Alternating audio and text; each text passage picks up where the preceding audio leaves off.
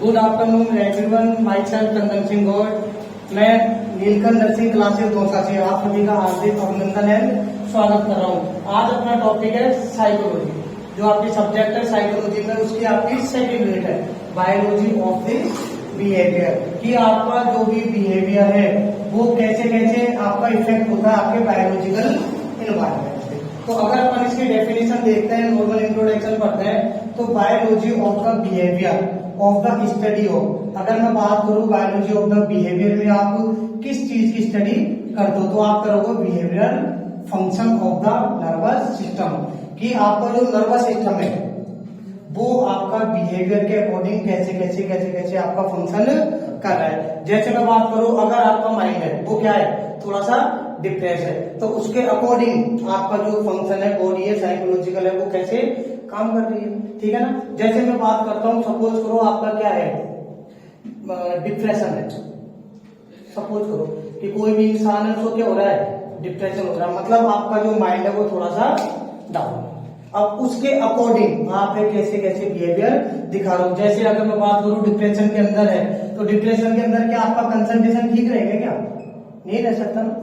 तो आपका डिप्रेशन है, ये आपकी बॉडी पे क्या इफेक्ट डाल रहा है, डिक्रीज कंसंट्रेशन लेवल, मतलब आपका जो कंसंट्रेशन का लेवल है वो ऑटोमेटिकली डाउन हो जाएगा। सेकंड में बात करूं आपके इंटरेस्ट की, अगर आप डिप्रेशन में हो तो क्या आप किसी चीज में, स्टडी में मान लो, या किसी भी चीज में इंटरेस्ट दिखा सकते हो, क्या नहीं दिखा सकते, ऑटोमेटिक आपका इंटरेस्ट क्या होगा, कम होगा ना। तो ये आपका नर्वस सिस्टम है, वो आपका पार्टिकुलर में ब्रेन की बात करूं तो वो कैसे कैसे बिहेवियर फंक्शन है उस पर इफेक्ट डालता है। क्लियर है। अगर मैं बात करता हूँ आपकी फिजियोलॉजिकल साइकोलॉजी की, ये क्या होती है, तो देखो आपका जो फिजियोलॉजिकल साइकोलॉजी होती है इज द ब्रांच ऑफ, किसकी ब्रांच है, फिजियोलॉजी मतलब होता है क्या, पहले बताओ आपकी बॉडी कैसे कैसे फंक्शन कर रही है, और जो भी स्ट्रक्चर होती है वो आपकी एनाटॉमी होती है। ठीक है ना। अब मैं ये बात करूं आपकी कि फिजियोलॉजिकल साइकोलॉजी क्या करती है, जो भी आपकी बॉडी फंक्शन करती है, एंडोक्राइन ग्लैंड है, ठीक है ना, वो आपके हार्मोन सिक्रेट करती है। जैसे मैं बात करूं, आपका कोई गली में जा रहे हो और कोई कुत्ता आपके पीछे पड़ जाता है ना, तो आपकी बॉडी उसके अकॉर्डिंग कैसे काम करेगी, ऑटोमेटिक आपके अगर जोर से भगने लग जाता है। तो बॉडी ने काम किया ना, वो क्या है आपकी फिजियोलॉजिकल है। अब देखो इसके अंदर होता क्या है कि विच सी टू डिटरमाइन, अब आप इसके अंदर क्या देखोगे, क्या डिटरमाइन करोगे, हाउ एक्टिविटी, मतलब आपका जो नर्वस सिस्टम है वो कैसे काम कर रहा है। ठीक है ना। रिलेटेड टू द बिहेवियर, जो सामने आपकी कंडीशन रहती है, जैसे आपका माइंड एक्साइटेड हो रहा है या कोई भी डिप्रेशन, उसके अकॉर्डिंग आपका जो माइंड है वो कैसे कैसे काम कर रहा है, वही क्या है आपकी फिजियोलॉजिकल साइकोलॉजी। ज्यादा क्लियर है।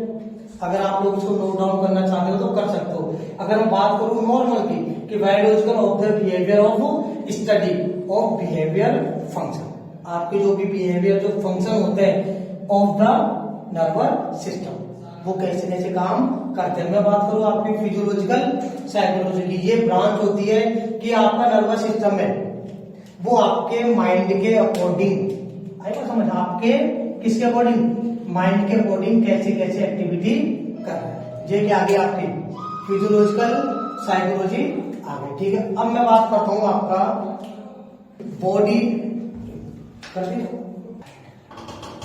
अपन क्या बात कर रहे थे अभी, फिजियोलॉजिकल साइकोलॉजी के बारे में। ठीक है ना, कि आपकी फिजियोलॉजी कैसे कैसे आपका माइंड है वो एक्टिविटी करता है। अब अपन देखते हैं इसके बाद next heading, body and mind का relationship. Body and mind relationship, कि आपकी बॉडी है वो माइंड के अकॉर्डिंग क्या क्या वर्क करते हैं, उन दोनों के बीच में अगर मैं रिलेशन की बात करता हूं। फर्स्ट देखो कि साइकोलॉजिकल स्टडी ऑफ, फर्स्ट आपकी हेडिंग देखो, psychology is study of human behaviour. Psychology is the study of human behaviour. ठीक है ना। ह्यूमन विच इन्वॉल्व, जिसके अंदर क्या चीजें आएगी आपके दोनों, विच इन्वॉल्व द, क्या क्या बात कर रहा हूं मैं, किस किस की बातें कर रहा हूं बताओ, बॉडी एंड माइंड। तो which involve body and mind, body and mind. ठीक है ना। दोनों के बिहेवियर की तो जांच कर लो ना। तो जब भी मैं बात करूं आपके body body and mind relationship की, तो इस साइकोलॉजी के अंदर आप किसकी स्टडी करोगे?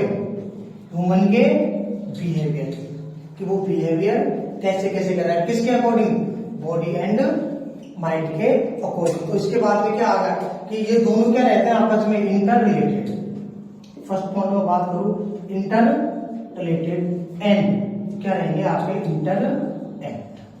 अब इन दो पॉइंट्स को आप समझो कि इंटर रिलेटेड का मतलब क्या होता है। मैंने आपको बात क्या की है कि बॉडी और जो माइंड है इन दोनों का रिलेशनशिप की बात की है, तो इसके अकॉर्डिंग जो आपका बिहेवियर है वो दोनों कैसे कैसे इंटर रिलेटेड करते हैं, मतलब आपका बॉडी और माइंड कैसे कैसे आपस में दोनों इंटर रिलेटेड होते हैं और क्या करते हैं, कैसे कैसे एक्ट कर रहे हैं। जैसे मैं बात करूं, आप सपोज करो कोई भी बॉडी है, उस पर सपोज करो फिजियोलॉजिकली आप जा रहे हो, फिजिकली क्या हो गए? आप लोग गिर गए ना। अब आपका क्या होगी? चोट लगेगी ना, गिरने के बाद में चोट, सीधी सी बात है। तो आपका माइंड है वो कैसे कैसे उसको रिएक्ट कर रहा है, तो आप थोड़े से क्या होंगे? सैडनेस हो गए ना, तो दोनों के बीच में क्या है? रिलेटेड है ना। और आपका जो माइंड है, आपकी बॉडी है, कैसे उसको रिएक्ट करती है। क्लियर मेरी बात? तो अगर मैं बात करूं आपका फर्स्ट पॉइंट की, psychological is the study of human behaviour. इन दोनों के अंदर क्या चीजें इन्वॉल्व है आपकी? Body and mind. अब ये बॉडी और माइंड आपस में कैसे दोनों इंटर रिलेटेड कर रहे हैं और वो कैसे इंटरएक्ट कर रहे हैं, इन दोनों का आपको इसके अंदर क्या पढ़ना है? रिलेशन पढ़ना है। ठीक है, आप फर्स्ट पॉइंट आप नोट डाउन कर सकते हो।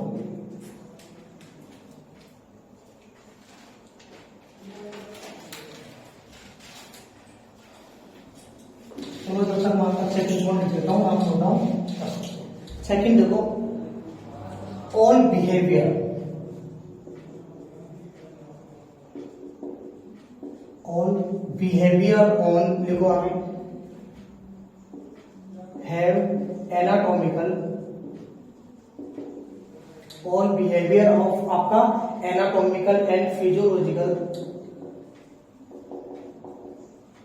एनाटॉमिकल एंड आपका फिजियोलॉजिकल बेसिस।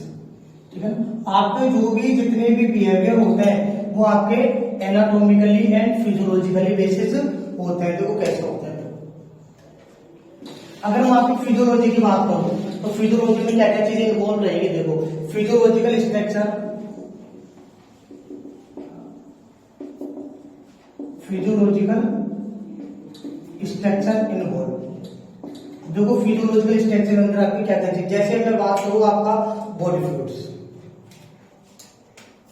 फर्स्ट क्या बात करूंगा? आपकी बॉडी फ्लूइड्स के बारे में बताओ। आपकी फिजियोलॉजी बॉडी के अंदर काम आता है नहीं आता? बॉडी फ्लूइड्स जैसे क्या कैसे कैसा नेचर है, कैसा नहीं है।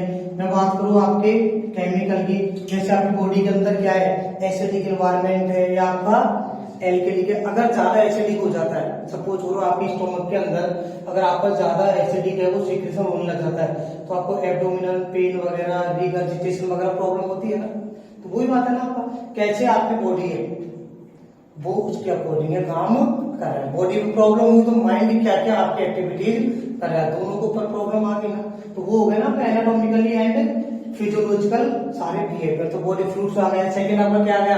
केमिकल्स आ गए। And all influence, and all influence our, and all influence our. अब बताओ कौन सा बिहेवियर आएगा इसके अंदर? Overt behaviour, overt behaviour. ये सारे भी क्या करते हैं? आपके बॉडी और माइंड को क्या करते हैं? इन्फ्लुएंस करते हैं। ओवर्ट बिहेवियर एंड आ जाती है ओवर फीलिंग्स।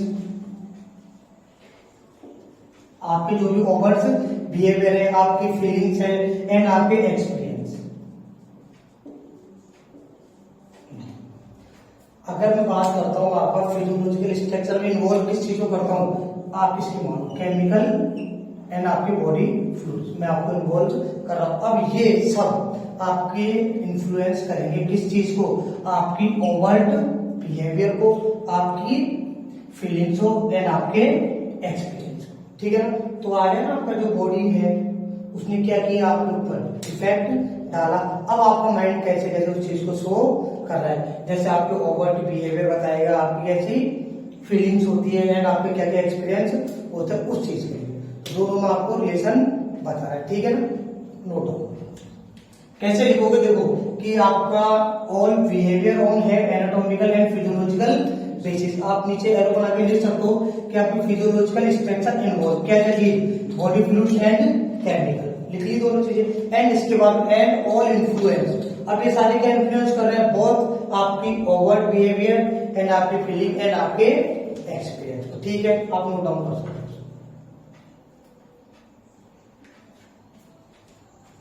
अब इसके अंदर आपका एक वर्ड्स आया, अगर किसी को पता हो तो, कि आपका ये ओवर्ट बिहेवियर होता क्या है, ठीक है ना। अगर मैं बात करता हूं आपका ओवर्ट बिहेवियर, तो बिहेवियर के अंदर दो चीजें आती हैं। एक छोटा सा वर्ड से मैं आपको समझा देता हूं। एक वर्ड आया आपका ओवर्ट, ओवर्ट बिहेवियर, एंड आपका सेकंड वर्ड होता है बिहेवियर के अंदर कोवर्ट बिहेवियर। सेकंड कौन सा, कोवर्ट बिहेवियर। अभी आपका होता क्या है, किसी को याद हो तो आप बता सकते हो मेरे को। ओवर्ट का मतलब होता है फिजिकली या एपिरियंट। एपिरियंट मतलब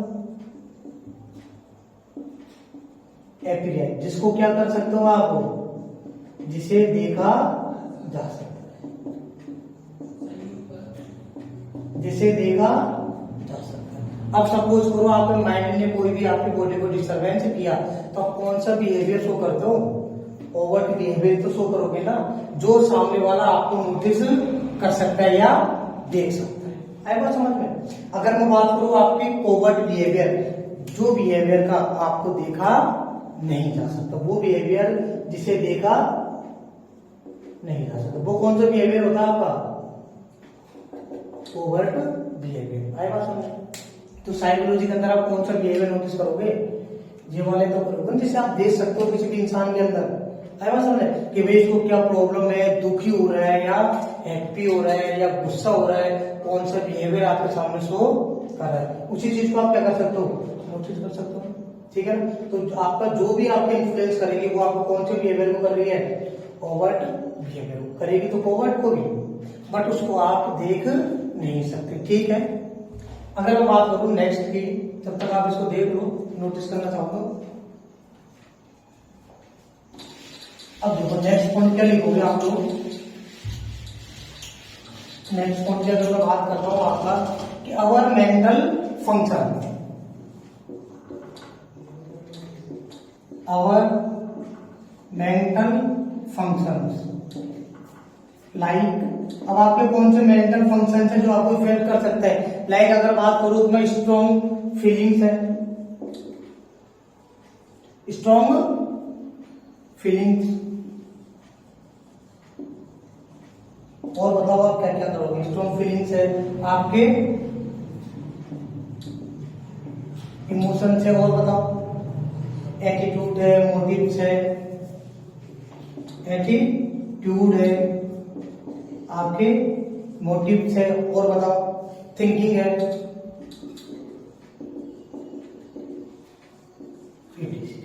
ठीक है ना। जो भी आपके मेंटल फंक्शन है आपकी बॉडी काम करे, जैसे स्ट्रॉन्ग जो आपकी फीलिंग्स है, आपके इमोशंस है, आपका एटीट्यूड है, एंड आपके मोटिव्स है, एंड आपकी थिंकिंग है। अब ये सारे इन्फ्लुएंस होते हैं किससे, all are influence, all are influence, किससे इन्फ्लुएंस होने वाला, our body activity and process, our body activities and process. अब समझो इसको वापस। जैसे मैंने आपको क्या बोला, आपकी जो भी मेंटल फंक्शंस है, ठीक है ना, आपके माइंड हो गया, और आपकी बॉडी एक्टिविटीज क्या करती है, यानी सबको इन्फ्लुएंस है वो आपकी करती है, इफेक्ट डालेगी नहीं डालेगी। आप कुछ सोचो, अगर आपको कोई भी ऐसा बॉडी फंक्शन है वो अगर डिक्रीज हो जाता है, हो गया, ठीक है। जैसे सपोज करो आपको कोई क्रोनिक बीमारी है, जैसे कोई भी क्रोनिक डिजीज, लाइफ में बहुत बार तो किसी पेशेंट में जैसे HIV, एड्स है या डायबिटीज, मेलाइटस है, तो आपकी बॉडी एक्टिविटी कम रहेगी ना इसके अंदर। अब वो आपके फीलिंग्स में इफेक्ट डालेगी, वो आपकी इमोशंस को बढ़ा देगी, वो आपके मोटिवेशन को डिक्रीज कर देगी, आपकी थिंकिंग कैपेसिटी है वो कम कर देगी। तो आपस में इफेक्ट डाला ना दोनों ने बॉडी एंड के अंदर, क्लियर है? तो आप नोट डाउन कर सकते हो कि अवर मेंटल फंक्शंस लाइक जैसे स्ट्रॉन्ग फीलिंग्स है, इमोशंस है, आपका एटीट्यूड है, मोटिव्स है एंड थिंकिंग, ये सारा इन्फ्लुएंस होता है किसकी? आपकी जो भी बॉडी की एक्टिविटीज है एंड आपकी प्रोसेस के ऊपर। Note down.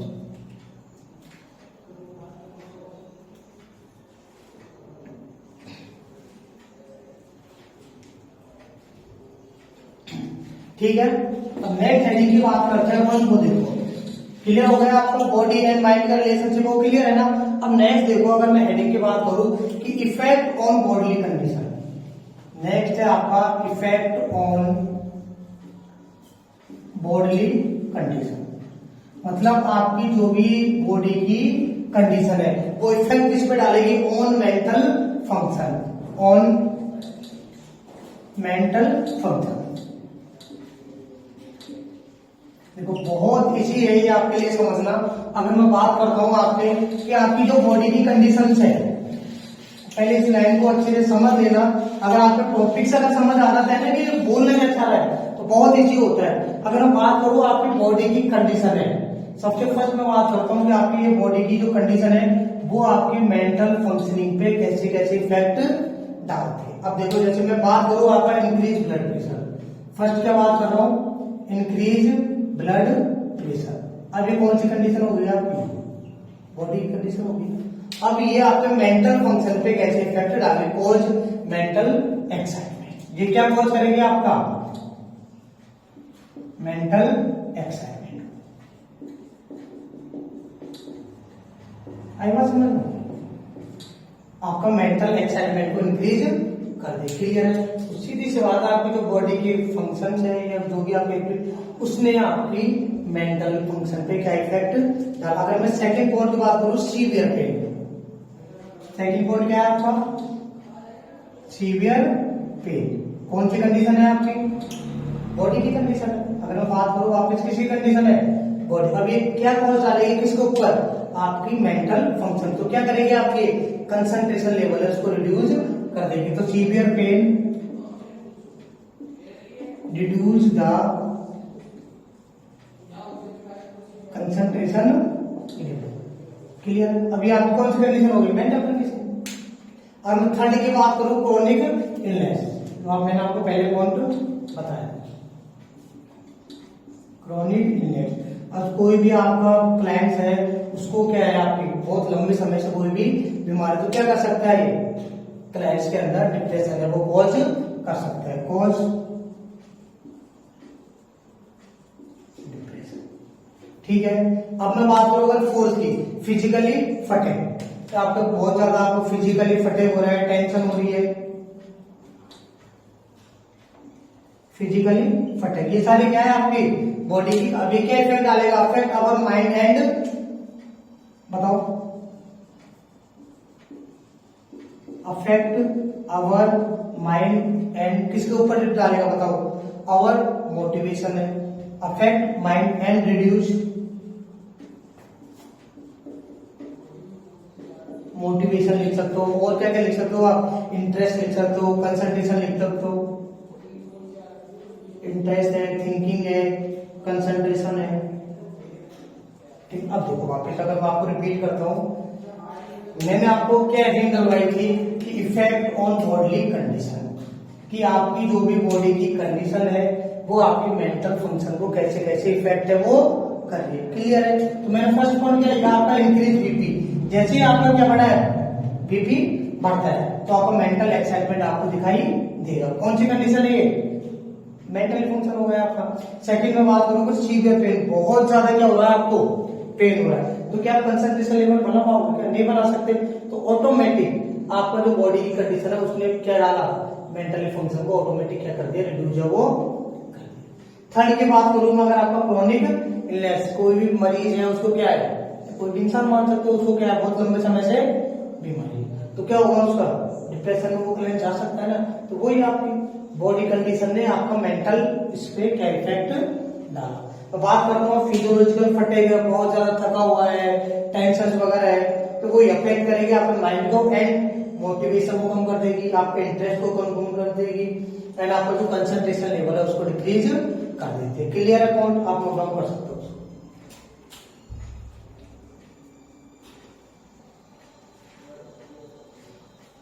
ओनली आपको 30 सेकेंड्स का टाइम है, आप इसको नोट डाउन कर सकते हो।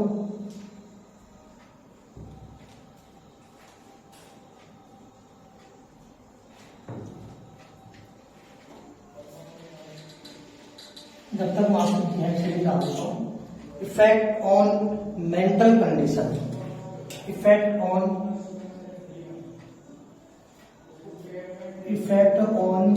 Mental condition. अब ये किसके इफेक्ट आ रहे हैं अपन? On body functioning, on bodily functioning. अब देखो आपका कर लिया होगा, देखो अब देखो पूरा ही आपका क्या है टॉपिक है, वो पूरा क्या हो गया आपका चेंज हो गया। पहले अपन ने क्या पढ़ा था कि आपकी क्या नाम है, आपकी क्या है बॉडी की जो फंक्शनिंग है, जो आपका बॉडी कंडीशन थी वो मेंटल फंक्शन पे कैसे कैसे इफेक्ट डाल रही थी, ठीक है ना। अब अपन क्या पढ़ रहे हैं कि जो आपकी मेंटल कंडीशन है, अभी पूरा पॉजिटिव हो गया। देखो अब आपकी जो मेंटल कंडीशन है वो आपकी बॉडी फंक्शनिंग पे क्या क्या इफेक्ट डालती है, ठीक है ना। अब मैं फर्स्ट बात करता हूं आपका इमोशंस कॉन्फ्लिक्ट, इमोशंस कॉन्फ्लिक्ट। अब कॉन्फ्लिक्ट होता क्या है, जो आपके माइंड के अंदर जो द्वंद्व चलता है, युद्ध चलता है कि ठीक है ना, आपके एक साथ में दो चीजें आपके माइंड में आती है, या तो दोनों पॉजिटिव रहेगी या दोनों नेगेटिव रहेगी, या एक पॉजिटिव एक नेगेटिव रहेगी, या बहुत सारी आपकी कंडीशन आ सकती है, तो आपको एक सिलेक्ट करनी होती है। अगर मैं बात करूं आपकी इमोशंस कॉन्फ्लिक्ट, अगर आपके माइंड में बहुत ज्यादा इमोशंस कॉन्फ्लिक्ट आ रहे हैं तो ये किसके लिए क्या है रेस्पॉन्सिबल हो सकते हैं। तो are responsible for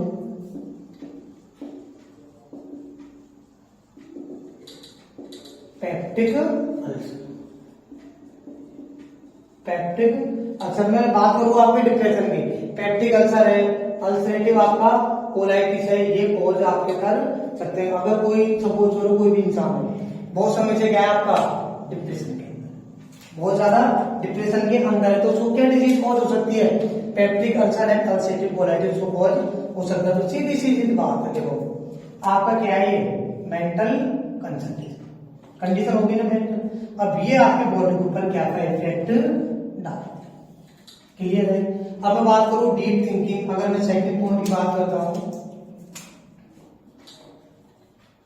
deep thinking. अब सपोज करो कोई भी इंसान है बहुत ज्यादा क्या है सोचता है एंड कंसंट्रेशन,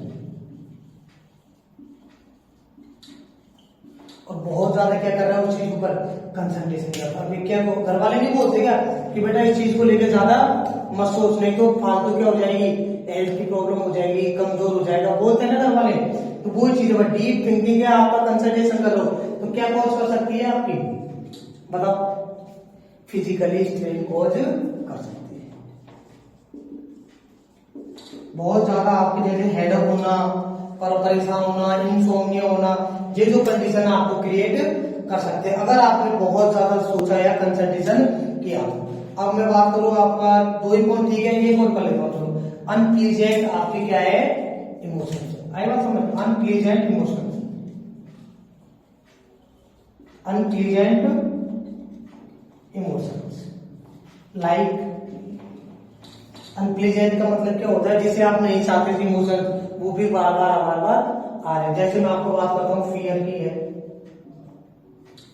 डर लगता है ना आपको, और बताओ चलो फियर के बाद में क्या क्या हो सकता है, एंगर,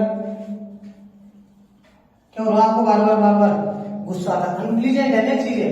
एंड और क्या कर सकते हो आप बताओ, वरी, कोई भी टेंशन है भाई, अनप्लीजेंट इमोशंस आपको बार बार आ रहे हैं, जैसे फियर है, एंगर है, वरी है बार बार। अब ये क्या कॉज कर सकता है आपको, इरिटेबिलिटी कॉज कर सकता है, नहीं कर सकता। अब बार बार क्या होगा इस चीज को लेकर इरिटेट हो जाओगे क्या बहुत ज्यादा। एंड आपका इंसोम्निया कॉज कर सकती है, लैक ऑफ स्लीप, मतलब आपको अच्छे से नींद नहीं आएगी। एंड आपका हेडेक कॉज कर सकती है, हेडेक मतलब बिना वजह आपका